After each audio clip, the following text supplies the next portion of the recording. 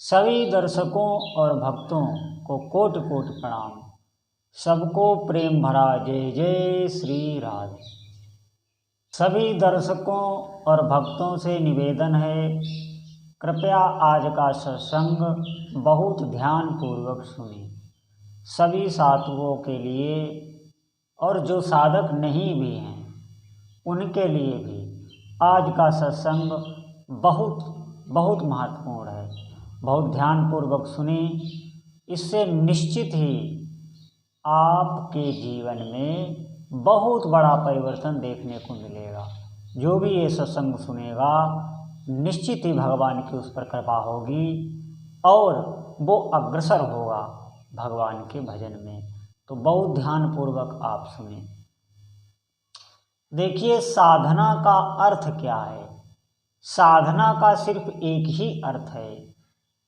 आप लोग बहुत दिनों से श्रवण कर रहे हैं, बहुत लोगों को श्रवण कर रहे हैं, लेकिन साधना के बारे में आप बहुत सुन रहे हैं। आप बहुत ध्यानपूर्वक सुने। साधना का सिर्फ एक ही अर्थ है, अपनी चेतना का विकास। अपनी चेतना का विकास। साधना से आपकी चेतना का विकास होगा। विकास किसे कहते हैं?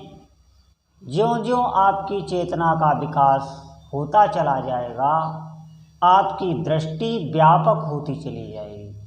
अभी आप एक शरीर में, यूं कहें जैसे कोई पक्षी एक पिंजरे में बंद है और एक पक्षी खुला आसमान में उड़ रहा है, ठीक ऐसे ही अभी हम पिंजरे में बंद हैं। इस शरीर रूपी साधना जब आप करेंगे तो आप उस उड़ते हुए पक्षी की तरह हो जाएंगे। आपकी चेतना का विकास हो जाएगा। चेतना के विकास का नाम ही साधना है। हमारे अंदर दिव्य शक्तियों का स्रोत है। कई बार मैं आपको बता चुका हूँ, हमारी जो चेतना है वो भगवान की चेतना से मिली हुई है। हम बहुत सरल शब्दों में आपको समझा रहे हैं। हम सबकी चेतना भगवान की चेतना से मिली हुई है। हम अज्ञान के कारण उसे भूल गए हैं। सारे शरीर का कार्य, सभी इंद्रियों का कार्य, इस मन बुद्धि चित्त अहंकार सब का कार्य उस परम चेतना से ही हो रहा है। उसी आधार से ही हो रहा है, उसी अपने मूल स्रोत से ही हो रहा है। ये जो भी आपको ब्रह्मांड दिखाई दे रहा है, आप जहाँ तक आपकी दृष्टि जाए, आपको जो भी नजर आ रहा है, जो भी ब्रह्मांड में है, वो सब आपके इस पिंड में है। विश्वास करें, आपके इस शरीर के अंदर ही सब है। जो भी आपको बाहर अनंत आकाश, भगवान आदिदेव महेश्वर, भगवान नारायण, भगवान ब्रह्मा और भी जितनी दिव्य शक्तियाँ, वो सब आपके अंदर विराजमान है। हर एक इंद्री पर एक एक देवता बैठा हुआ है। ऐसी कोई शक्ति नहीं जो आपके अंदर ना हो। मेरी बात पर विश्वास करें आप। हमारी चेतना बहुत शक्तिशाली है और वो बहुत ऊंचे स्तर तक जा सकती। देखिए ना, आप उन मनुष्यों को देखिए जो जीवन में बस इन इंद्रियों के, बहुत बाहरी दृष्टि होती है, इन इंद्रियों के भोग विलास में ही, इस शरीर के निर्वाह में ही, परिवार के भरण पोषण में ही मदान्ध होकर, कर्तव्य दृष्टि से नहीं, मोह से युक्त होकर वो ऐसे ही करते रहे और काल के गाल में समा गए। और बहुत महापुरुष आपने ऐसे, खुद आपने भी उनका जीवन चरित्र सुना होगा, उनके नाम सुना होगा, जिनके यश आज भी गाए जाते हैं। उन्होंने अपनी चेतना का विस्तार कर लिया तो आज हम उनको संत महंत भगवंत कहते, उनकी पूजा करते हैं। और हम क्या है, हम साधना नहीं करना चाहते। हम चाहते कहीं जाके हमें कोई आशीर्वाद मिल जाए, कोई शक्ति मिल जाए, हम यहाँ दर्शन करने जाते हैं, वहाँ दर्शन करने जाते हैं। हम दूसरे के आश्रित होना चाहते हैं, जबकि वो शक्ति पुंज हमारे अंदर खुद है। हम खुद इतने सामर्थ्यवान हैं कि सब कुछ कर सकते हैं। जितने भी दुख हैं, जितने भी पाप हैं, उनको समूलता नष्ट कर सकते हैं। इसीलिए मनुष्य जन्म मिला है। मनुष्य जन्म गिड़गिड़ाने के लिए नहीं मिला है। भगवान ने अपनी पूरी सामर्थ्य आपको दे दी है।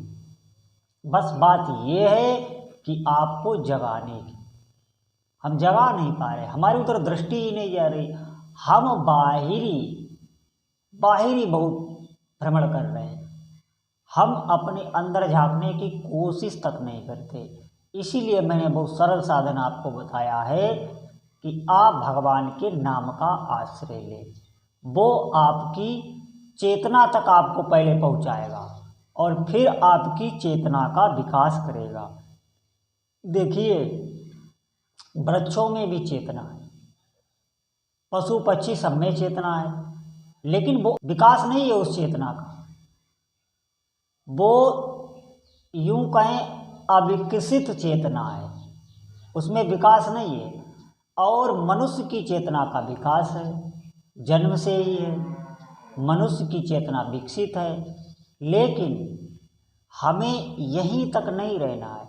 अगर आप यहाँ तक रहेंगे तो फिर आपका जन्म होगा, फिर आपका मरण होगा और आप कर्मों के अधीन ही रहेंगे।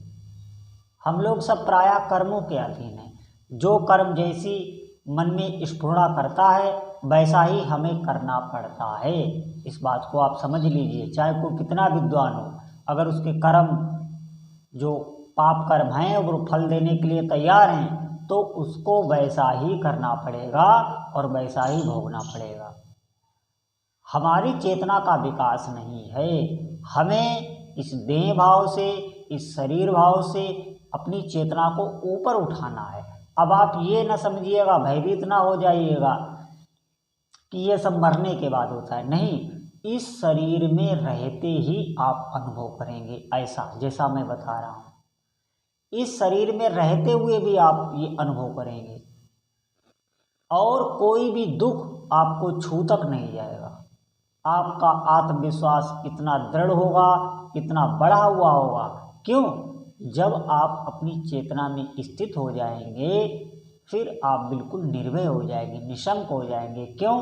क्योंकि वो चेतना भगवान का ही अंश है, स्वयं भगवान है। भगवान के जितने भी गुण हैं वो सब गुण उस साधक में आ जाते हैं, स्वयं आ जाते हैं, परिश्रम नहीं कर सकता। भगवान के अंदर तो बहुत दिव्य अलौकिक शक्तियाँ हैं और वो सब दिव्य अलौकिक शक्तियाँ वो साधक महसूस करने लगता है। इसी पांच भौतिक शरीर में आप रहते हुए आनंदमग्न रहेंगे, दिव्य शक्तियों से युक्त हो जाएंगे। ब्रह्मांड का ऐसा कोई ज्ञान नहीं है जो आपको ज्ञात ना हो जाए। मेरी बातों पर आप विश्वास करें। हाँ, अगर हम भोगों में ही लगे रहे, अगर हम इन इंद्रियों में ही रमण करते रहे, अगर हम बहिर्मुख ही रहे और हमने साधना नहीं की, हम इधर आलस करते रहे, आज नहीं कल नहीं से टालते रहे, तो आप एक बात ध्यान कर लें कि फिर ये मनुष्य जीवन हमारा व्यर्थ हो जाएगा। निश्चित मानिए व्यर्थ हो जाएगा। हमको इस चेतना का विकास करना है और ये अद्भुत शक्तियों से युक्त है चेतना। इसी से पूरा ब्रह्मांड चल रहा है। वही हमारे अंदर है, वही हर जीव के अंदर है। हमें वहाँ तक ही पहुँचना है, यही हमारा लक्ष्य है। इसीलिए भजन किया जाता है। भजन का मुख्य लक्ष्य यही है।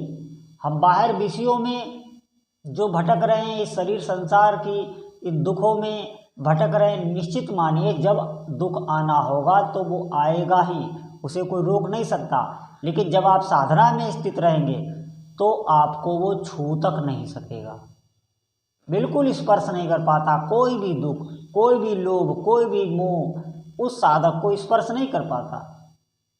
तो आप साधना करें तो देखो, साधना, अब जैसे कोई व्यक्ति भूखा है और उस व्यक्ति को आप खूब भोजन की चर्चाएं सुनाओ, अच्छे अच्छे पदार्थों की बातें सुनाओ, तो क्या वो सुखी हो जाएगा? नहीं, जब तक वो भोजन नहीं करेगा तब तक वो सुखी नहीं हो सकता। इसी प्रकार जब तक हम भजन नहीं करेंगे हम सुखी नहीं हो सकते।